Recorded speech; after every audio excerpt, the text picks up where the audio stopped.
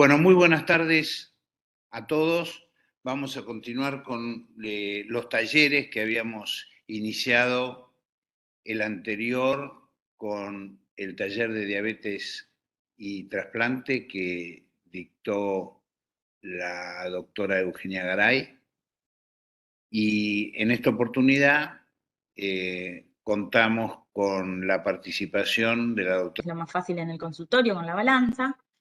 Podemos medir los pliegues cutáneos, el perímetro braquial, y otro indicador que es muy importante para nosotros es la circunferencia abdominal, que nos permite determinar el riesgo cardiovascular que puede tener ese paciente. Con estos datos también, y con la talla, podemos calcular el índice de masa corporal y en base a eso situar a nuestro paciente en esta escala para determinar si estamos ante un paciente que tiene bajo peso, los que tenemos un índice de masa corporal menor a 18.5, si es un paciente que está en su peso normal, entre 18.5 y 24.9, o si estamos en una situación de sobrepeso u obesidad. Ya por arriba de 25 consideramos sobrepeso, hasta 29.9, y ya más de 30 de índice de masa corporal es un paciente con distintos grados de obesidad. 1, 2 o 3, que es la que habitualmente se llamaba mórbida. Cuanto al perímetro abdominal que les mencionaba anteriormente, ¿por qué es tan útil? Porque es una referencia de la cantidad, entre comillas, de grasa visceral que tiene ese paciente. Y sabemos que la grasa visceral es proinflamatoria y es la que nos indica que ese paciente tiene un riesgo cardiovascular mayor que otros, ¿sí? En el hombre el límite es 102 centímetros y en la mujer 88. Por sobre estos valores es un paciente con mayor riesgo cardiovascular. Y en cuanto a las pruebas de laboratorio, obviamente hacemos análisis completos, pero desde el punto de vista nutricional nos importa saber qué proteínas tiene el paciente, qué valores de albúmina, cuál es su perfil lipoproteico, sus glucemias, ionograma, bueno, hepatograma y demás. Dosajes de vitaminas. De acuerdo al momento en el que estemos, vamos a ir especificando los pedidos de laboratorio. Bueno, en cuanto a las generalidades, la alimentación saludable va a ser fundamental para que el paciente se pueda recuperar después del trasplante. El trasplante hay que interpretarlo como un factor de estrés, como un agente estresor que irrumpe, modifica la situación metabólica de ese paciente y cambia los requerimientos nutricionales, generalmente aumentándolos. Y el otro punto importante es tener en cuenta que tanto la cirugía y el proceso de estrés al que se ve sometido el paciente como las drogas que vamos a utilizar generan alteraciones metabólicas que aparecen en la mayoría de los pacientes y que son el sobrepeso o la obesidad, el desarrollo de síndrome metabólico, hiperglucemias y o diabetes.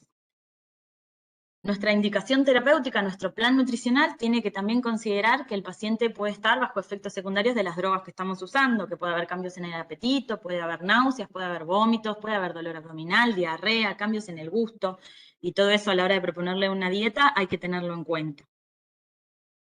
Lo otro muy importante es considerar efectos adversos más a largo plazo, como son el desarrollo de diabetes o de hipercolesterolemia, hipertrigliceridemia, que se ve con muchos de los inmunosupresores que usamos, sobre todo con el tacrolimus. Bueno, con el sirolimus también puede aparecer, pero sobre todo tacrolimus y corticoides son las drogas que más impactan en el desarrollo de diabetes y en el desarrollo de dislipemia. Como ven, hay otros factores, hay otros efectos secundarios que pueden aparecer y que también tenemos que estar atentos, alteraciones en los niveles del calcio, en los niveles de magnesio, puede haber nefrotoxicidad, puede haber neurotoxicidad, por supuesto son drogas inmunosupresoras o inmunomoduladoras que aumentan el riesgo de desarrollar infecciones, el riesgo de desarrollar hipertensión arterial y sobrepeso u obesidad. Otra cuestión importante desde el punto de vista nutricional, que muchas de estas drogas, al consumirlas con determinados jugos o determinados alimentos, pueden variar su concentración en sangre. Una de las cosas que habitualmente les decimos a los pacientes es que no consuman pomelo, jugos de pomelo, porque la combinación con tacrolimus produce un efecto inhibidor sobre las enzimas del hígado que metabolizan la droga, por lo tanto cambian los niveles sanguíneos del tacrolimus, ¿sí? Hay combinaciones, alimentos que producen inhibición de las enzimas de citocromo P450 y otras que inducen la actividad de las enzimas. Por lo tanto, podemos tener en más o en menos la droga inmunosupresora que estamos indicando, y lo que buscamos es que esta concentración sea lo más estable posible para que cumpla el efecto que tiene que cumplir. Bueno, siguiendo con las generalidades, sabemos que tenemos que garantizar que haya un adecuado aporte de proteínas de alto valor biológico. El paciente tiene que consumir proteínas.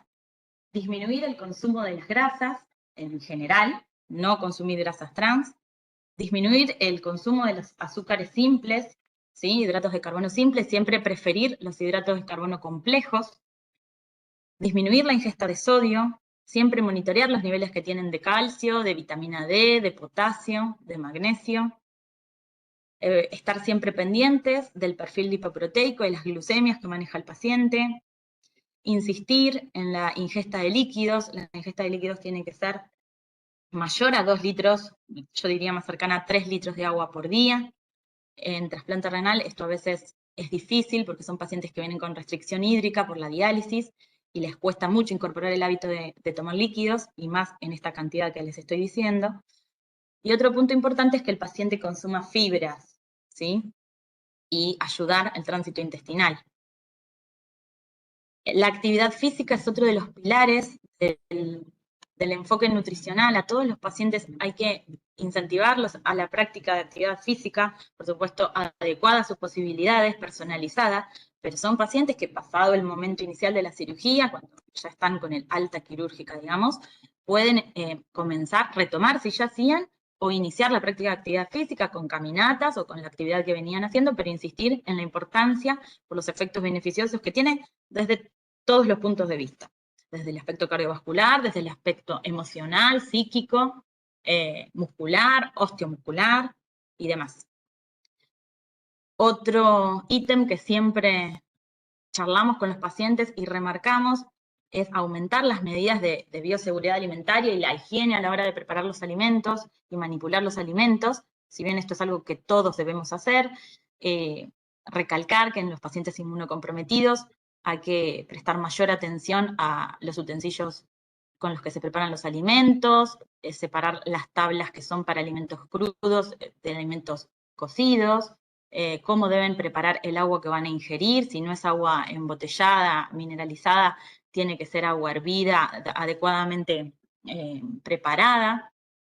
Bueno, remarcar este punto también es importante, aunque parezca obvio, es parte de la indicación nutricional de todos nuestros pacientes. Y después, a la hora de hablar puntualmente de su dieta, su propuesta de dieta, siempre buscar que sea una propuesta variada, que no sea monótona, que al paciente no le resulte aburrido comer siempre lo mismo, personalizarla de acuerdo al momento que estemos del trasplante o del tratamiento, adecuarla al género, a la edad que tiene el paciente, a la actividad que realiza. No es lo mismo un paciente que trabaja, el paciente que está todo el día en su casa, el paciente que se moviliza más, el que se moviliza menos. Y ordenarla, tratar de que incorporen horarios, comidas principales, colaciones, pero que tengan un hábito que puedan sostener y mantener a lo largo del tiempo. En cuanto a las consideraciones específicas de cada trasplante, puntualmente de cada órgano, en lo que es trasplante renal, siempre diferenciamos los objetivos que tenemos en el trasplante inmediato, que son los primeros meses, o temprano, primeros meses, primer año, y los objetivos tardíos, pasado el primer año, pues sabemos que durante los primeros meses es el momento en el que tienen mayor dosis de medicación inmunosupresora, los cuidados son por ahí más rígidos, es el año tal vez más difícil de llevar, y luego todo se va flexibilizando un poquito de acuerdo a la evolución de cada paciente, pero bueno, no es lo mismo los primeros 12 meses que después. El aporte de proteínas tiene que ser aproximadamente de 1 gramo por kilo por día, aunque en el posoperatorio inmediato tal vez necesitemos un poquito más, 1.3, 1.5 gramos kilo día, estaría bien.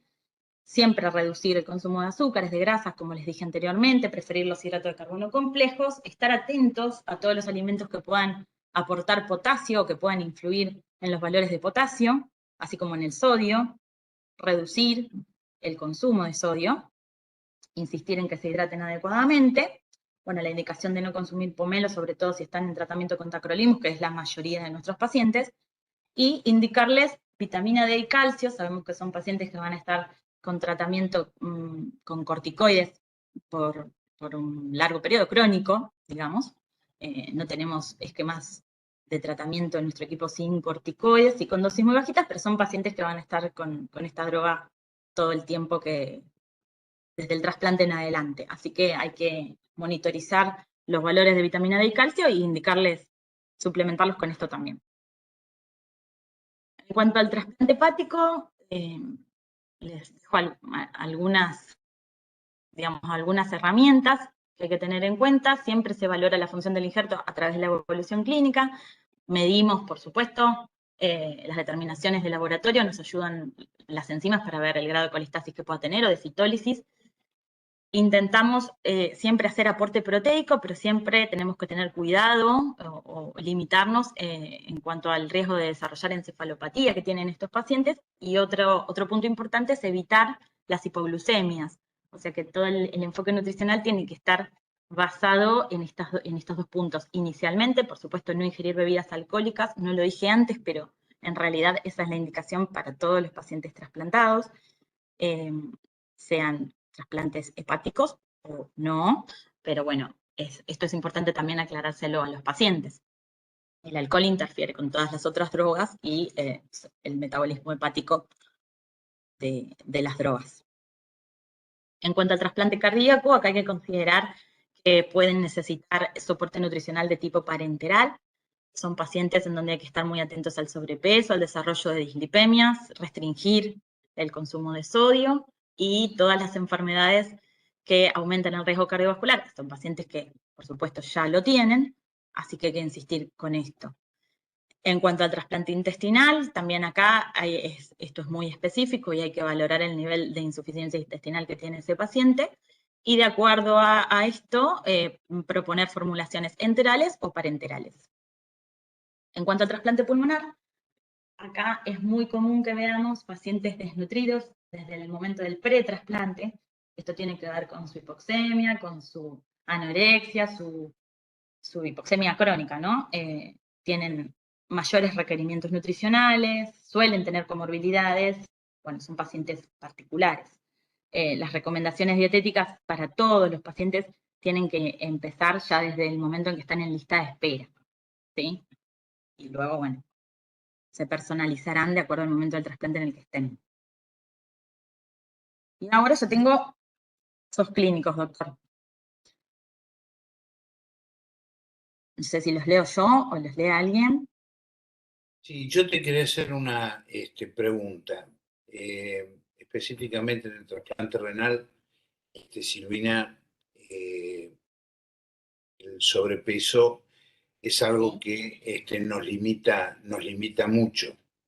Uno de los avances quirúrgicos que se ha tenido en los últimos tiempos para no limitar a los pacientes con índices de masa corporal mayores a 35 son los métodos mini invasivos, tanto en el donante como en el receptor. La nefrectomía por vía laparoscópica o la nefrectomía vía robótica permite a los donantes que antes se descartaban por obesidad poder realizarla. Generalmente tienen mayor riesgo que otros y preferimos inclinarnos, en el caso del donante vivo, a que bajen de peso. Por el otro lado, en el receptor también ocurre lo mismo. Estos dos avances han permitido realizar el implante renal por vía laparoscópica, ya sea la convencional o a través de el Da Vinci. ¿Qué rol juega en este momento el desarrollo de la cirugía bariátrica? Bueno, ¿Conoces algo al respecto? Yo lo que le puedo decir es que no hay que, una cosa es un paciente con sobrepeso y otra cosa es un paciente con obesidad. Nunca hay que olvidarse que la obesidad es una enfermedad, es una patología, y es una patología cuya base está en el cerebro, ¿sí? Entonces es una enfermedad crónica que no se resuelve simplemente con una cuestión más mecánica como es el procedimiento quirúrgico. O sea, la cirugía bariátrica tiene indicaciones puntuales, por supuesto, y hay muchos pacientes que se ven beneficiados con ellos, pero no olvidarnos que el enfoque siempre tiene que ser interdisciplinario, integral, y que es un paciente con una patología crónica, ¿sí? Que no se resuelve solamente con la cirugía, porque después de la cirugía bariátrica el paciente Se tiene que cortó. sostener. ¿Me escuchan? ¿Me escuchan bien? Sí, se escucha bien. Perfecto. Sí, se escucha. Bien. Decía que después de la cirugía bariátrica es un paciente que sigue teniendo una enfermedad crónica y tiene que sostener un cambio de hábito, seguir una determinada terapéutica en base a su enfermedad de base. No olvidarnos esto, por eso el enfoque siempre debe ser multidisciplinario y integral, y es una decisión del equipo también determinar si es candidato o no tanto a la cirugía bariátrica como posteriormente al trasplante, ¿no? Perfecto, perfecto. Sí, nosotros indicamos, creo que una sola oportunidad, la cirugía bariátrica en un paciente joven, que era un obeso mórbido. No termina, como vos decís, además de tener el enfoque multidisciplinario, también está sujeto a otras cirugías, sobre todo cirugías que corrijan los colgajos, Claro. que a nosotros nos impide, en todos los casos de trasplantes abdominales, no es que impidan, pero sí dificultan mucho cualquier tipo de procedimiento. Ahí es cuando entran las cirugías de los colgajos, que muchas veces en este tipo de pacientes son grandes cirugías. Y por los trastornos que cada uno de los tipos de receptor tiene, son muy propensos a las infecciones. Claro.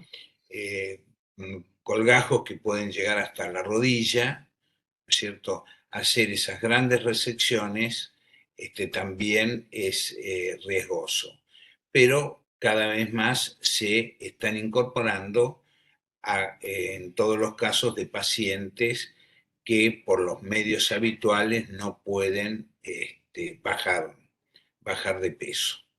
Claro. ¿Hay alguien que quiera hacer alguna pregunta a la doctora Chussi? Yo quiero que tomen dimensión de esta clase porque muchos de los principios que claramente se han expuesto les van a servir para la práctica médica general. También es una clara demostración de cómo los trasplantes es un tema de integración de conocimientos.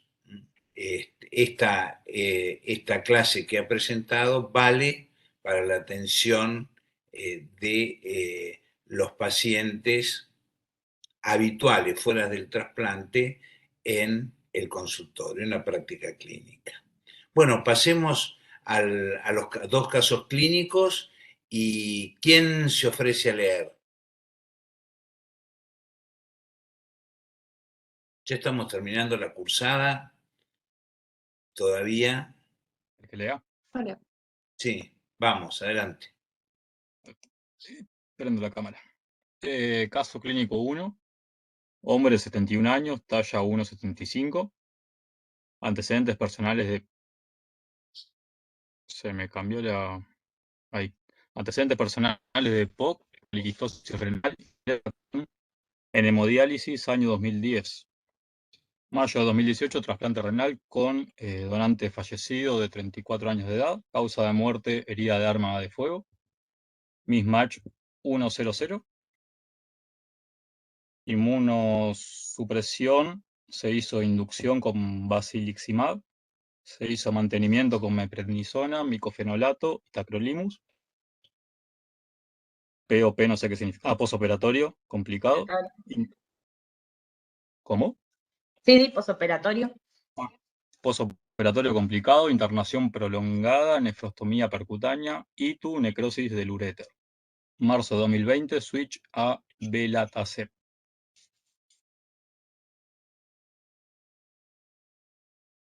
Bien. Bueno, Bueno, con ¿qué esto, tipo? ¿alguien quiere hacer algún comentario de este paciente?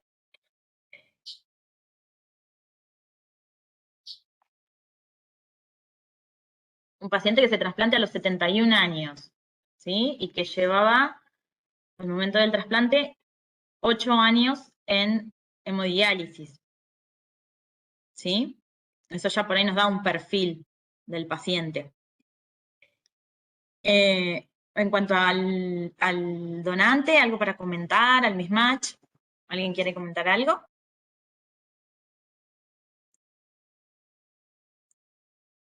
¿Es una buena compatibilidad? ¿Es una compatibilidad estándar o es una buena compatibilidad?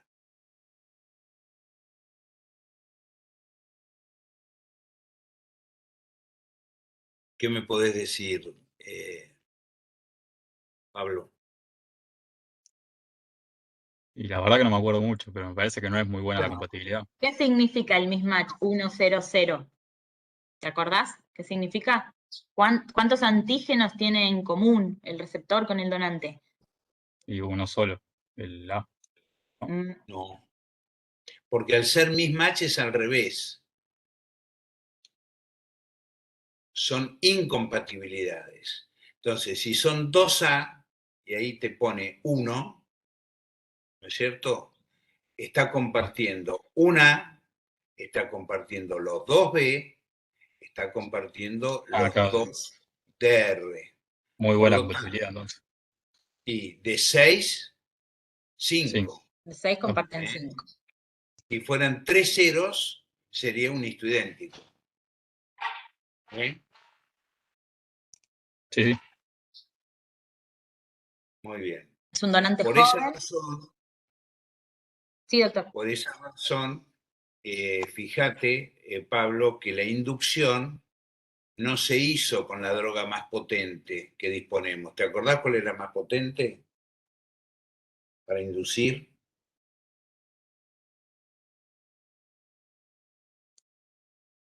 ¿Alguien se acuerda de ustedes? Era la timoglobulina, ¿no es cierto? Timoglobulina.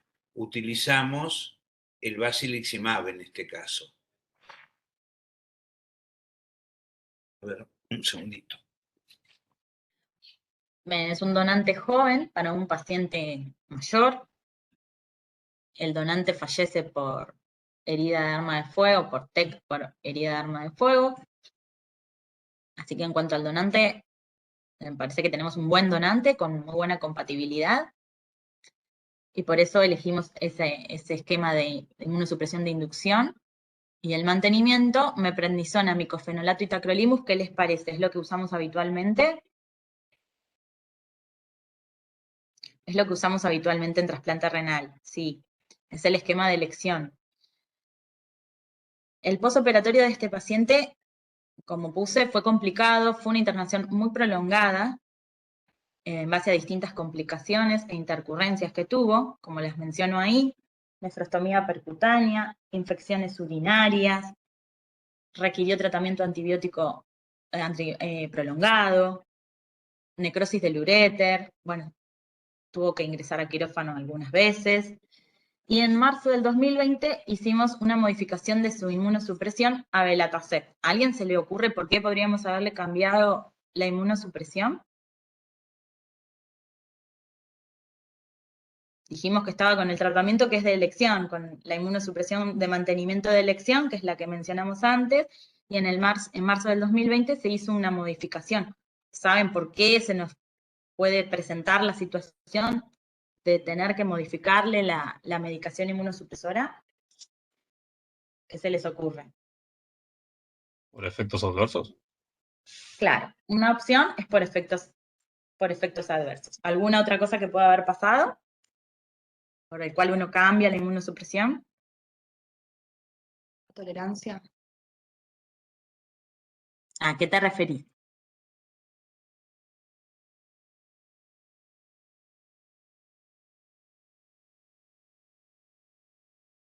Se puede cambiar porque ¿Tolerancia me dijiste? aparece rechazo o aparecen infecciones. Perdón, la pregunta era por qué se le cambiaba la inmunosupresión. Por una Claro, enfermedad. ¿por qué se les ocurre, claro, que uno pueda Ah. tener que modificar la inmunosupresión? Acá Y yo no puede les ser dije por por qué. varias. Perdón. O sea, ahora se me viene a la cabeza que puede ser por varias cosas. Una de ellas es Sí. que, o sea, por lo menos lo que leí es que, por ejemplo, el tacrolimus creo que estaba como contraindicado en pacientes que tengan un cáncer justamente porque Ujú. estimula la proliferación celular. Bien, bien. Esa es una indicación para modificar la inmunosupresión. En ese caso, por ahí no elegiríamos Belatacept, pero es una de las indicaciones. La patología oncológica nos obliga a revisar la inmunosupresión y generalmente tener que hacer modificaciones. Los efectos secundarios, como dijo Pablo, me parece, es otro de los grandes motivos por los cuales tenemos que modificar las drogas, que fue en parte lo que pasó con este paciente, que desarrolló síntomas de tipo neurológico, de tipo de neuropatía periférica en miembros inferiores, después de haber sido estudiado y después de evaluar en conjunto múltiples opciones, se decidió hacer este cambio. El tacrolimus tiene potencialmente efecto neurotóxico. Entonces, en marzo del 2020 hicimos esta modificación con la cual el paciente anduvo muy bien, tanto de su sintomatología como de su función renal, ¿sí? Así que actualmente es un paciente que está con Belatacept, meprednisona y micofenolato.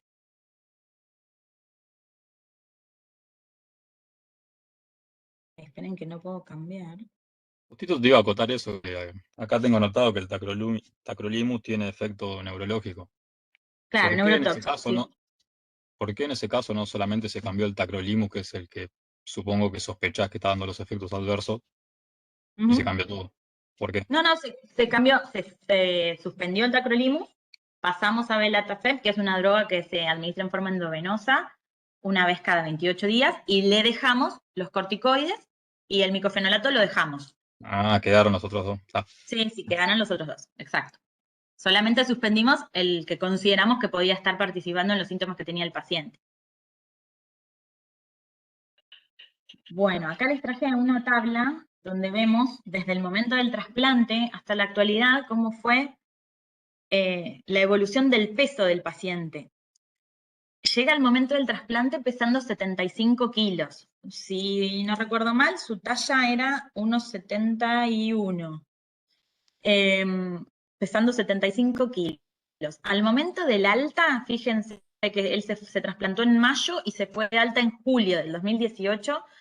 Su peso, fíjense cómo varió en ese poquito tiempo. Se fue del hospital pesando 62 kilos 300. En diciembre del 2019, más de un año después, más o menos se mantenía en el mismo valor, 63 kilos. En diciembre del 2020 un poquitito más, pero siempre oscila alrededor de los mismos valores. Un paciente que mantiene el peso en septiembre del 2021, 63 kilos, y en julio de este año, 65 kilos. ¿Sí? Acá les dejo un laboratorio actual del paciente. ¿Alguno lo quiere leer?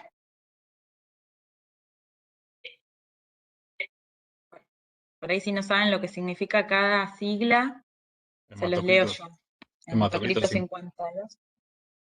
Sí, dale. justo te iba a leer. Hematocrito 52, colesterol total supongo que es 111, Sí. LDL 54, HDL 40, triglicéridos 84, protrombina será. Proteínas totales. Proteínas totales 68 y albúmina 35. Bien. ¿Qué les parece este laboratorio?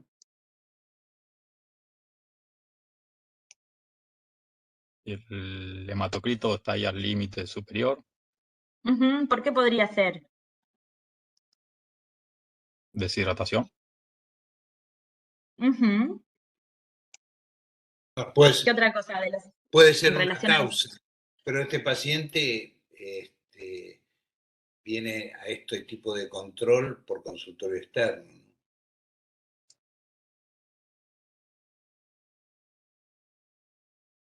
sí, tendría que estar bastante deshidratado para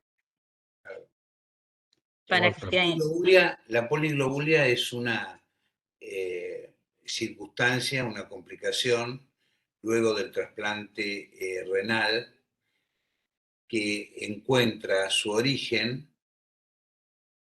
en una hormona, La eritropoyetina. en la eritropoyetina. Muy bien. Mm. Entonces, fíjense lo que pasa.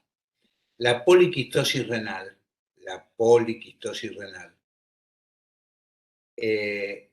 prácticamente estos pacientes no tienen antecedentes de transfusiones, porque no altera, a pesar de que ya conocen las imágenes de un riñón poliquístico, que seguramente a este paciente le habíamos hecho, Silvina, una nefrectomía.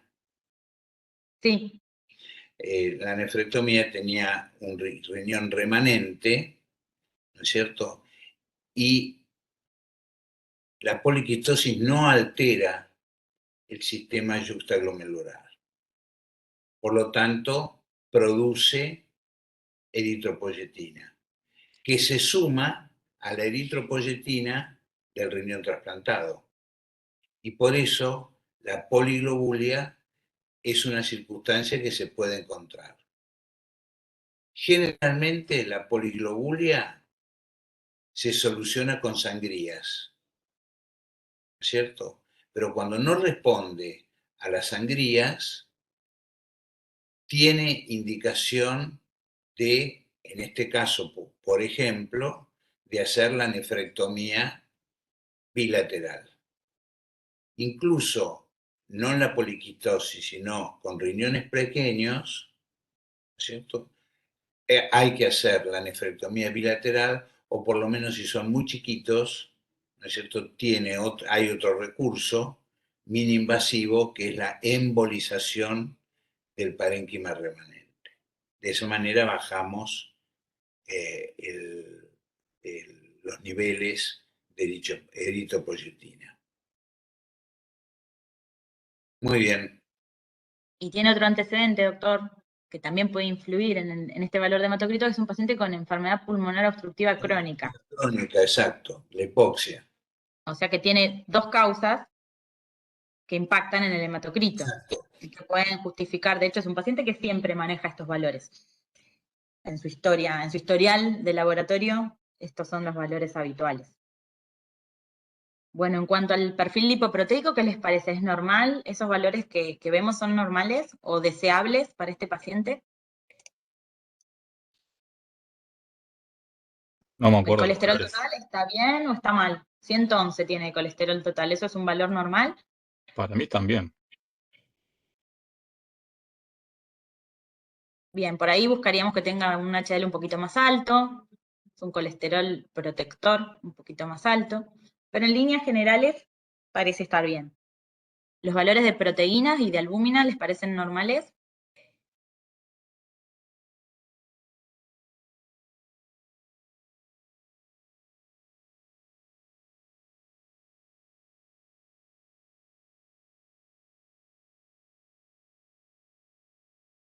Creo que la albúmina, no sé si está un poco baja, pero ahí. Está en el límite inferior, sí. Claro. En el Sí, límite inferior, sí. Proteínas exactamente, en el también. límite inferior. ¿La qué? Las proteínas también. Se me corta porque por ahí sospecho que Sí, no. a veces se escucha medio cortado, pero bueno, También tal vez está este soy yo, en ¿eh? el límite inferior. Exacto, en límite inferior las dos. Bien. Bueno, acá les proponía que calculen el índice de masa corporal y con los datos que tenemos hasta ahora tengan una impresión diagnóstica y qué intervenciones, desde el punto de vista nutricional o clínico en general, podríamos hacer con este paciente. ¿Se acuerdan cómo se calcula el índice de masa corporal? ¿Cómo es la fórmula? No se escucha, Silvina, se ¿Se corta. acuerdan cómo se calcula el índice de masa corporal? ¿Cómo es la cuenta?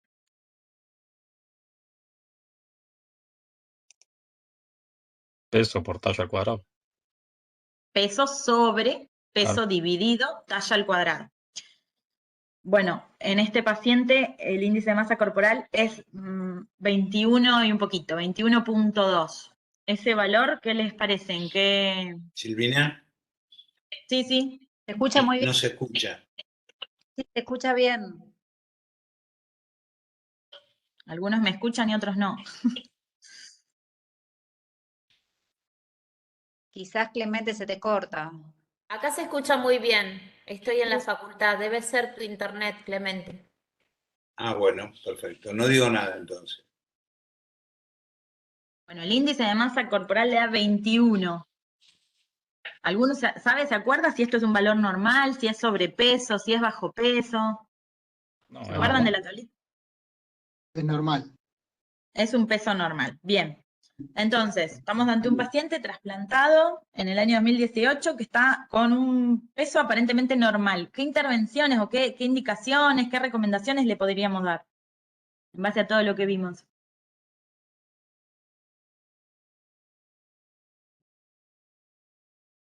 Siga así, le decimos. Sí, dieta sana.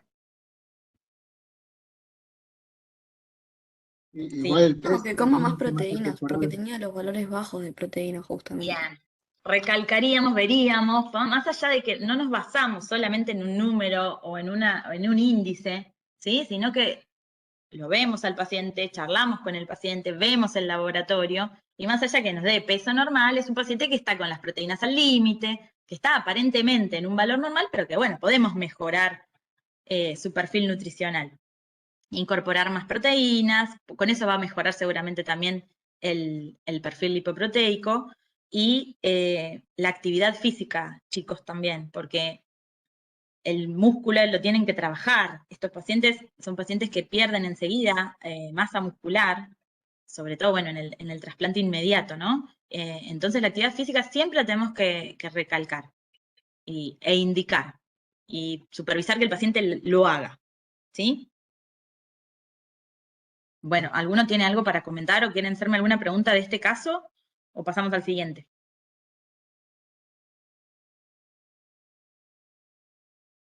No, perfecto, perfecto.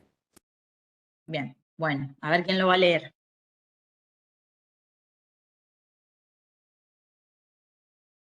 ¿Alguno que se anime? Si quieren Si se leo. equivocan, dale. Es mujer de 45 años, una talla de 1,51 m. Antecedentes personales, gastritis, una ITU, colecistectomía. ¿Qué es esto? Insuficiencia renal crónica terminal. Perfecto. Post-eclampsia, ingresa con una historia clínica del año 2007. No, una historia clínica En no. hemodiálisis. Ingresa Hemodiálisis, en perdón. hemodiálisis. Sí. Bien.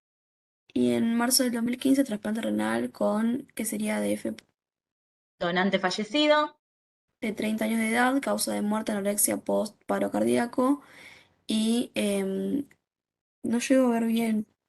Mismatch. Ah, está bien, mismatch de 110.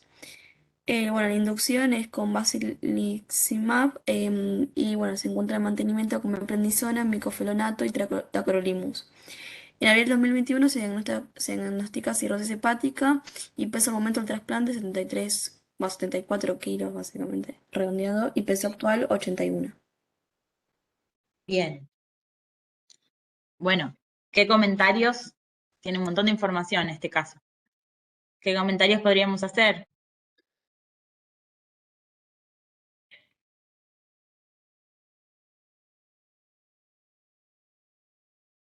La causa de la insuficiencia renal de la paciente, de la receptora, ¿cuál es?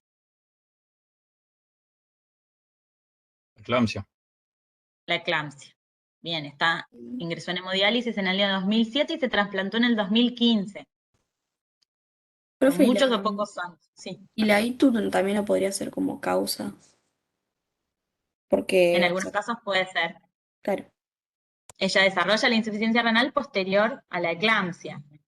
Pero las infecciones urinarias, por supuesto que son un antecedente importante, que siempre buscamos. Son pacientes que, si han tenido infecciones a repetición, pueden estar colonizados por algún germen en particular, Y eso después, a la hora del trasplante, es un dato infectológico que nos es muy útil.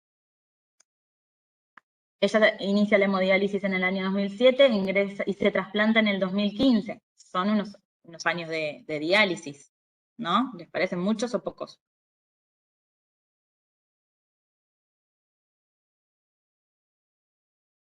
Creo que dentro de todo poco a lo que se suele esperar, ¿no?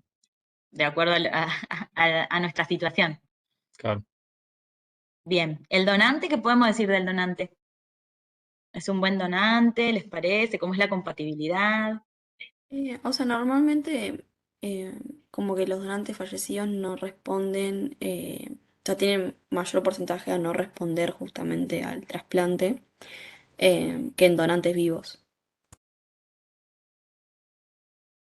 ¿Te referís a la función del injerto posteriormente, a la función del riñón? Claro. Ujú. Bien, pero bueno, tenemos un donante de 30 años de edad, o sea, un donante joven, ¿sí? En principio, eso ya es un buen dato. La compatibilidad con la receptora, ¿cómo era? ¿Buena? ¿Intermedia? ¿Mala? ¿Muy buena?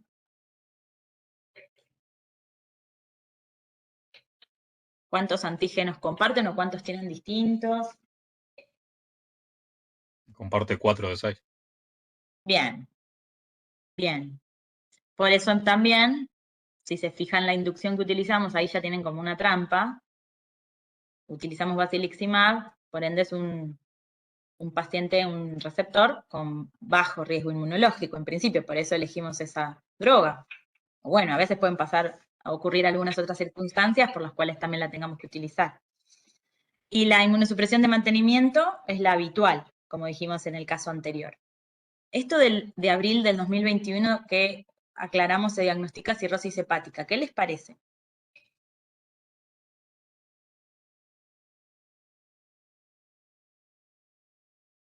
¿O cuáles son las causas más comunes de cirrosis?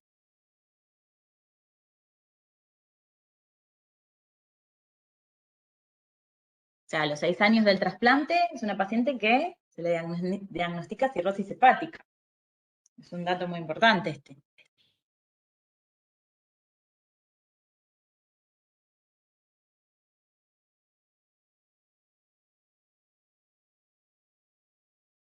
¿Qué le parece, doctor? ¿Quiere decir algo o paso a la siguiente?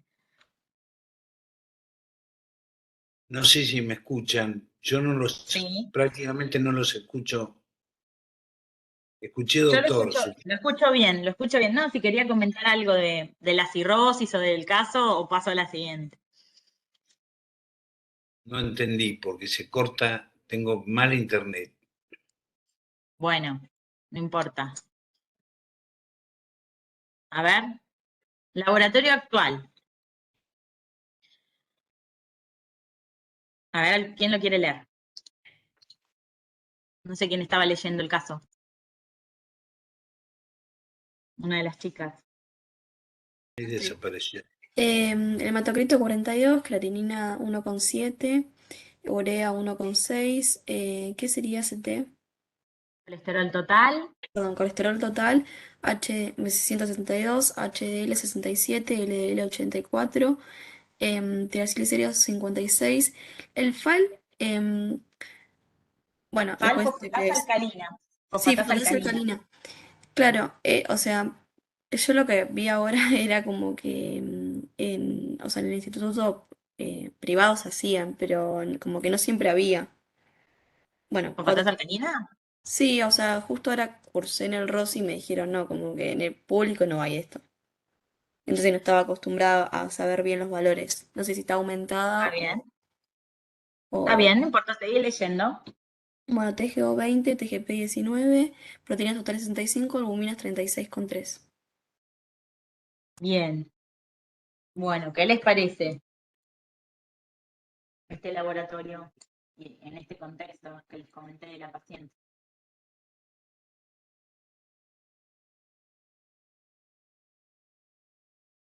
Esto es actual, ¿sí? La FAL, la creatinina, aumentadas. La creatinina sí, está un poquito más alto que los parámetros normales, es más o menos el valor que ella habitualmente maneja en su historial. Generalmente está entre 1,6, 1,8, se maneja ahí. ¿El perfil lipídico qué les parece, el perfil lipoproteico?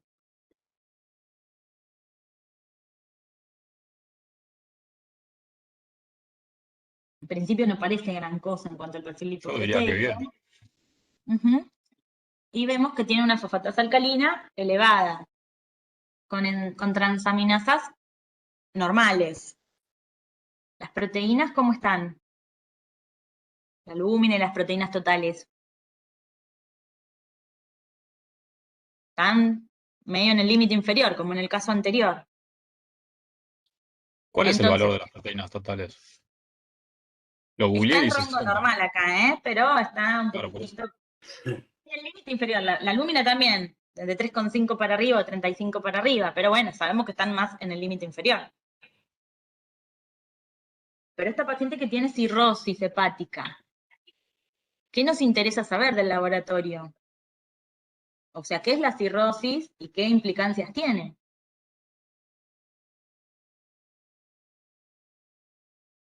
¿Alguno se anima?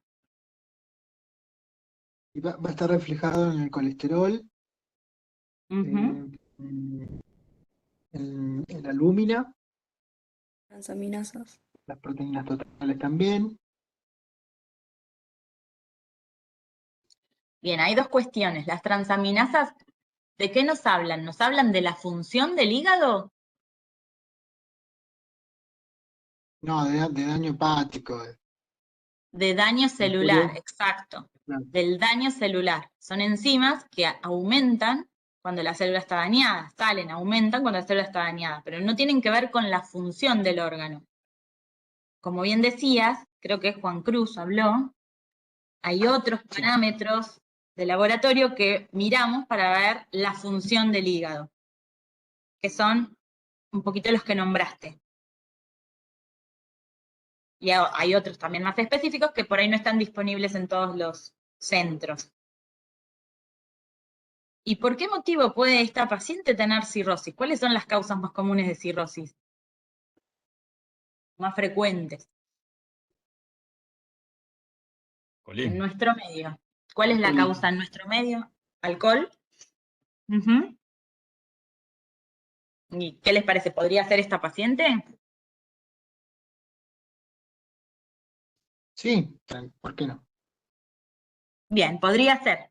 Se supone que estos pacientes, esta es una paciente ya trasplantada que concurre periódicamente al hospital, en este caso a nuestro equipo, para que la controlemos, donde cualquier situación de este tipo, de enolismo o de consumo de alguna otra sustancia, se debería pesquisar, o digamos, tratamos de pesquisarlo a tiempo, ya desde la etapa de pretrasplante, ¿no? Porque sería una situación a tener en cuenta para determinar si se puede o no trasplantar el paciente. En este caso no tiene que ver con el alcohol, la cirrosis de la paciente, pero sí es la causa más frecuente y que tenemos que tener en cuenta. ¿Cuáles son las otras causas de cirrosis?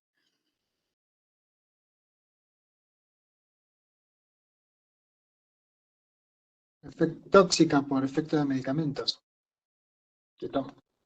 Ujú. Podría ser Autoinmune también. No sería el autoinmune caso. también. Por supuesto, autoinmune es una causa. Las hepatitis. Bien, las hepatitis. Perfecto.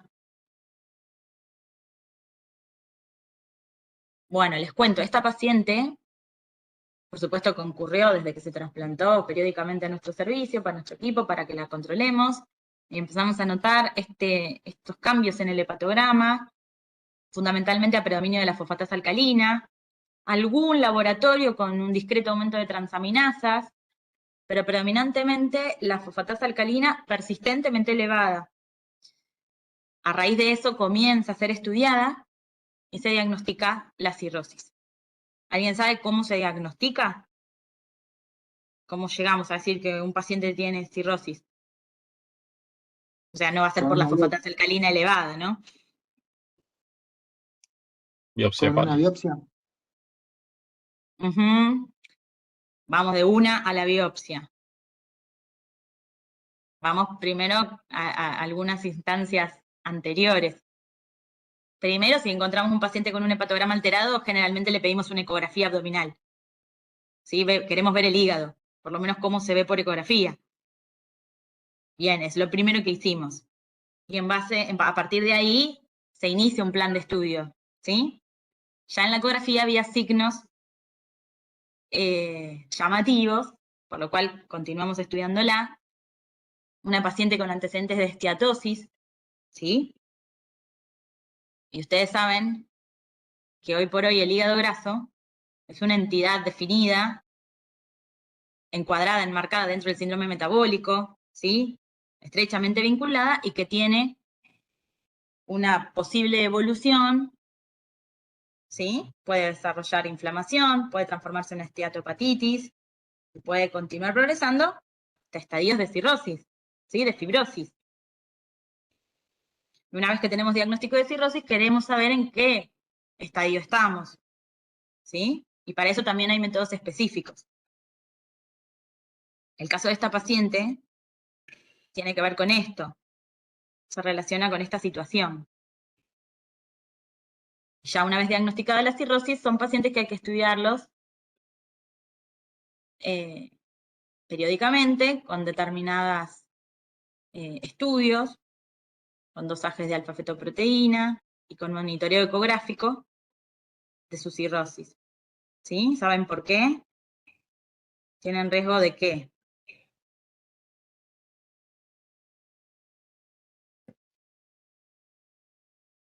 ¿De desarrollar qué patología? Perdón, ¿cuál fue la pregunta? No entendí.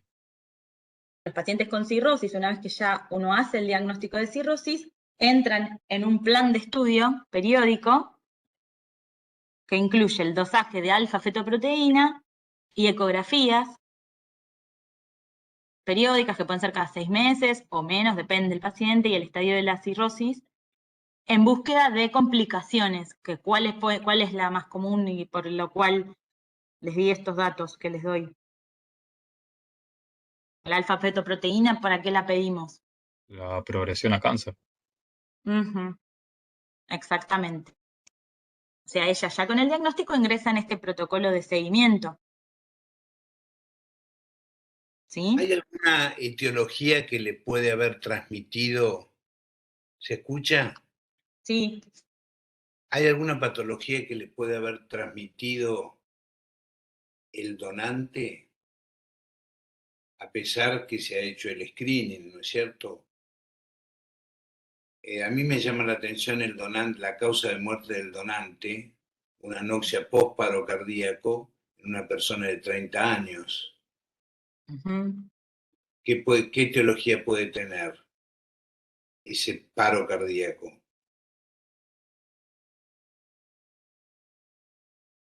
Que si hubiéramos tenido el antecedente, seguramente la doctora lo hubiera volcado, ¿no es cierto? Pero no se nos dio. Bueno, No, pero no pensé, lo teníamos. un paro cardíaco en un paciente de 30 años, ¿por qué puede estar dado?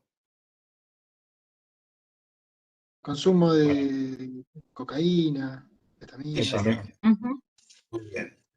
Entonces, si estamos frente a un paciente así, ¿no es cierto?, frente a antecedentes de drogadicción, ¿qué otras patologías podrían tener que posteriormente le den origen a esa cirrosis? Infecciones, como por ejemplo la hepatitis C. Muy bien, la hepatitis C. ¿Y qué otra hepatitis? B. La B. Muy bien. De hecho, la hepatitis B, salvo en casos excepcionales, descarta el donante. Si el antígeno de superficie es positivo, lo descarta, ¿cierto? No así la hepatitis C. Si tenemos un paciente de 70 años, ¿no es cierto?, que tiene una insuficiencia renal crónica, para llegar a una hepatitis C a la cirrosis, ¿no es cierto?, tarda mucho tiempo. Así que le podemos dar tranquilamente, y además, ¿no es cierto?, ahora la hepatitis C, como recuerden el teórico de la doctora Cobos, tiene tratamiento, se cura. Sí, bueno, son todas consideraciones que uno tendría que hacer. Puede transmitirse desde el donante patología infecciosa que podrían llevar a la cirrosis. ¿Y qué forma de control, además de todos los estudios que bien dijeron, la ecografía hepática, la tomografía, el laboratorio?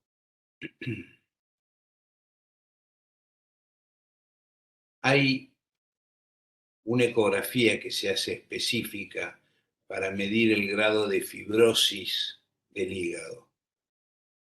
¿Lo conocen?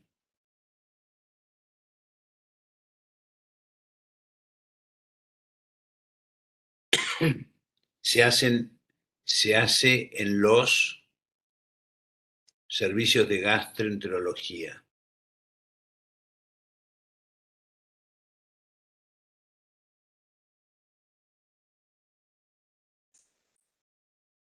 El FibroScan, ¿no es cierto? Ya lo van a ver en algún momento, le vamos a preguntar al doctor Massa, por ejemplo, en la próxima clase, qué es el FibroScan, que me imagino lo están escribiendo y van a ir a buscarlo. Es una ecografía donde mide el grado de fibrosis que tiene y la progresión o no de la fibrosis en un paciente portador de cirrosis hepática. Es lo mismo que elastografía. Elastografía. Sí, así. Silvina, ¿es similar? Puse en No Google es y lo mismo, apareció eso. no es lo mismo, pero es similar, sí. Similar. Sí, sí. Bueno, muy bien. Bien, acá yo les proponía calcular el índice de masa corporal, se los calculo yo porque seguramente se han olvidado los datos, y es 35.5. O sea que estamos ante una paciente con, ¿qué les parece? ¿Peso normal, Obesidad. sobrepeso, obesidad? Estamos actualmente ante una paciente con obesidad, con cirrosis hepática, ¿sí? Relacionada a su síndrome metabólico. ¿Mm? Así que, ¿qué hacemos con esta señora? ¿Qué conducta tomarían?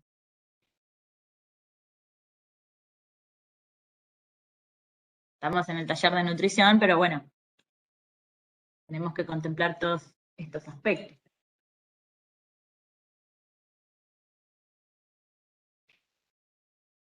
Yo básicamente trabajo mucho con ella para intentar que baje de peso, lo cual, como verán, no es sencillo. Que aumente su actividad física. Se le explicó claramente los riesgos de su situación actual, en base a este último diagnóstico. Eventualmente la posibilidad de que requiera otro trasplante, ¿no? Así que bueno, hay muchas recomendaciones para darle. Y como les decía anteriormente, el abordaje siempre tiene que ser interdisciplinario. Muy bien. ¿Y qué otro trasplante se refiere a la doctora Chussi?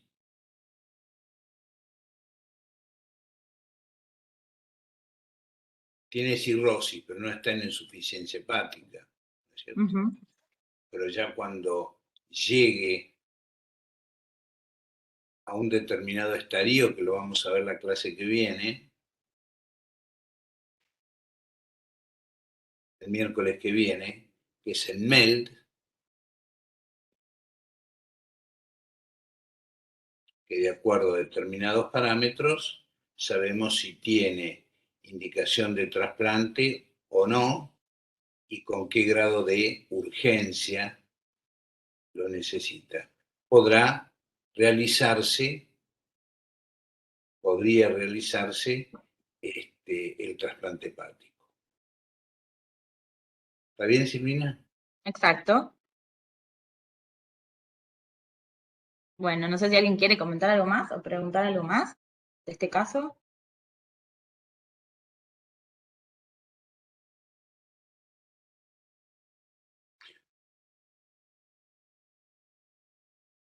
Bueno, aparentemente no. Aparentemente no. Les dejo una frase para terminar, que ya desde la época hipocrática, la importancia de la nutrición y de la actividad física. Si pudiéramos dar a cada individuo la cantidad adecuada de nutrición y ejercicio, ni muy poco ni demasiado, habríamos encontrado el camino más seguro hacia la salud. Muy bueno. Bueno, gracias a todos. Gracias, doctora. De Una vez nada. más. Creo que es importante decir que dentro de los cuidados del paciente has escrito el capítulo de nutrición. Cada paciente que ingresa a nuestro hospital, servicio de trasplante, recibe una guía del paciente en donde hay, dentro de esa guía general, las generalidades de nutrición y por el otro lado hay otra guía específica más completa sobre nutrición en los receptores de trasplante renal. Fíjense la importancia que tiene. Bueno, muy bien. Que tengan muy buen fin de semana. Y nos Bueno. veremos con trasplante hepático el miércoles que viene. Chau a todos. Buenas Chau a tardes. todos. Chao. Hasta luego.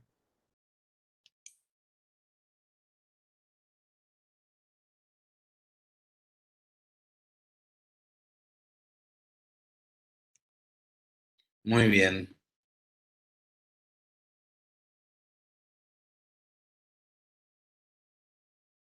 Vamos a saludar acá. Bueno, Silvina, muy bien. Bueno.